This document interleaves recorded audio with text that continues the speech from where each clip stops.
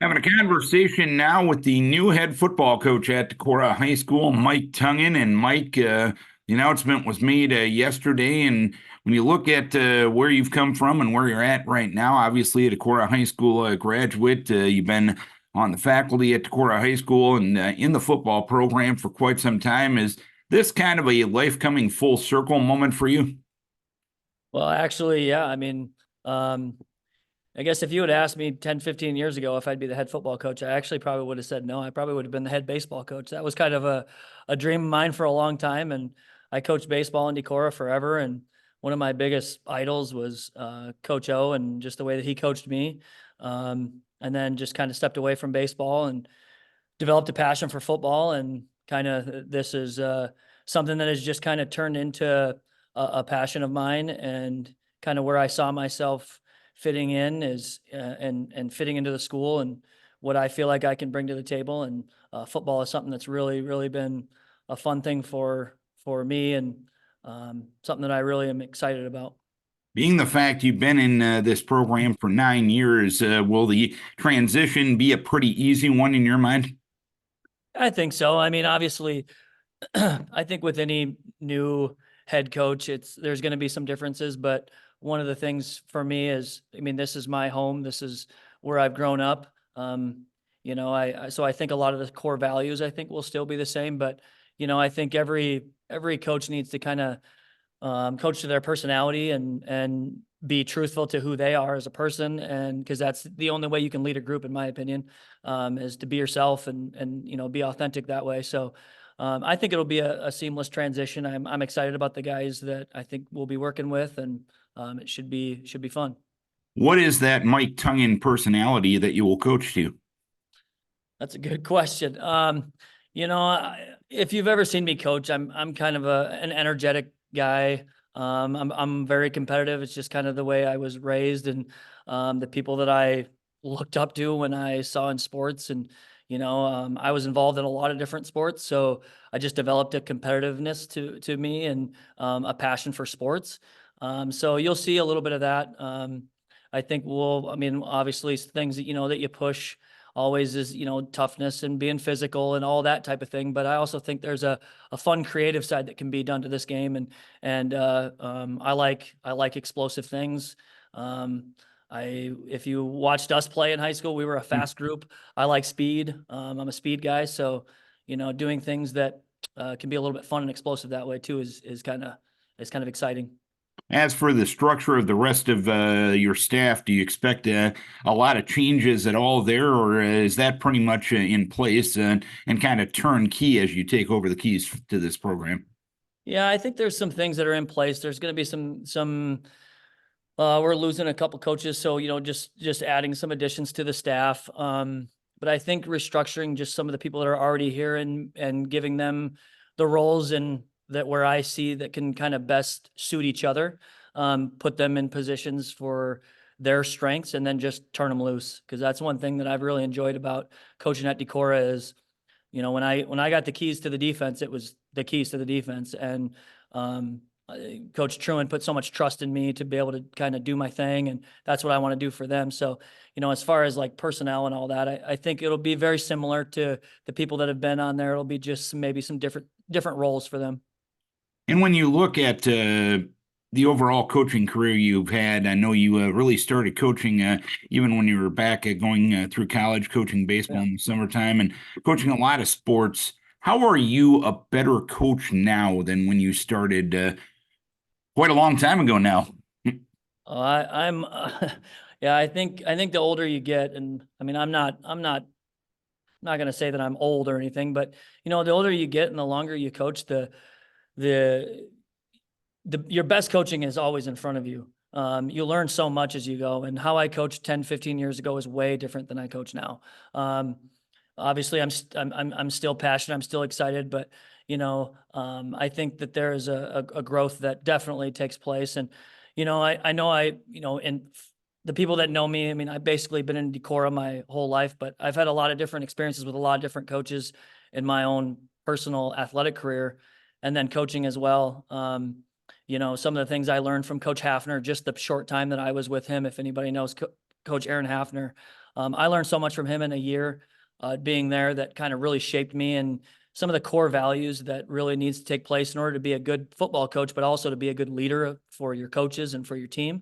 And so those things you just learn as you go, and you just take bits and pieces from each coach that you've had and each coach you've worked with, and you put it in your own spin on it. And how important is it to keep learning as a coach and kind of never be satisfied with, hey, I've gotten to this level, I don't need to get any better? How important is it to keep that hunger going to make yourself better so you can turn around and make young people better? Well, I've always thought if you're not getting better, you're getting worse. If you once you think you know everything, that's when you don't. And that's probably something that you learn with age. You know, when you first come out, you kind of it's like this is the way it's got to be. You know, this is what worked for me, so this is the way. And you know, the longer that you do it, the more you realize there's so much out there. I mean, I look at the strength and conditioning world that I've been able to be involved in here, and just how much that's changed over the last 5, 6 years since I've gotten that going. And you just have to be adapting all the time. I mean, there's so many resources out there. There's so many different ways to do things. And once you think you know, you really don't. And you would be selling yourself short if you didn't continue to work hard. And obviously that's what I'll be stressing to even our kids. It's like, it doesn't matter how good you are. There's always somebody out there better than you. There's always somebody out there that works just as hard or harder than you know, so you got to keep growing. And you mentioned the strength and conditioning that you have been a part of. How active will you remain in that role with your new added duties as head football coach?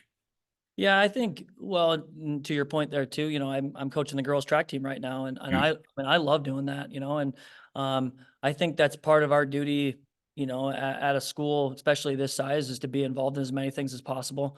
You know, strength and conditioning is a huge thing in football. It's a huge thing in every sport.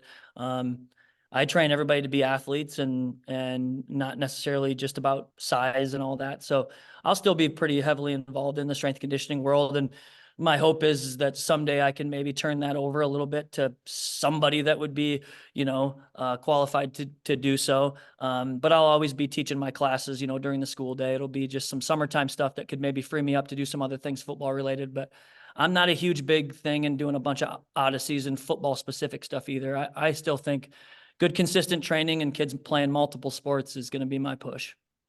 And obviously, everyone wants to be successful. Everyone wants to have those victories on Friday nights or those victories on the track here in the spring with you guys and in any sport. But high school sports are a lot bigger picture than that, as you very well know.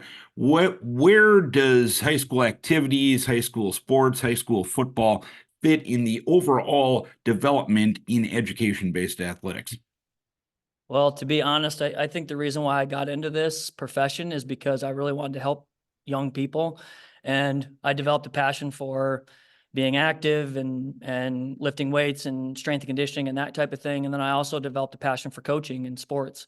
And so my way of teaching people about life is through what I do. And is through strength and conditioning, through the weight room, through sports. I mean, that's what we're here for, and that's what we need to do. And so yes, I want to win a bunch of games, but honestly, I want to create good human beings. I want to create great dads, great workers, great sons. Like, you know, that's why we're here. And that's the reason why we do what we do, and to give them the best experience possible, but to teach them things along the way. And it's not always going to be, you know, I'm going to teach these kids like I teach my own kids. You know, I love them when they need to be loved, and I'm also going to get after them when they need to be gotten after. So, you know, that's the type of relationship that I want to have with the players. And, you know, that's important to me. How did you develop over time that passion for coaching and that passion for helping young people? You know, you talk about how early I started coaching. So when I was in ninth grade, I started coaching park and rec baseball.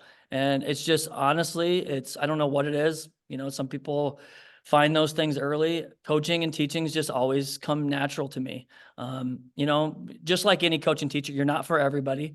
That's why I think it's so important to be coached by so many different people and played multiple things and do as many things as possible. But yeah, I think those things are all is super important. And as you look at this group that you'll be coaching on the field this year, you got to be pretty excited about the mix of kids you got coming back, I'd imagine. Is that fair to say?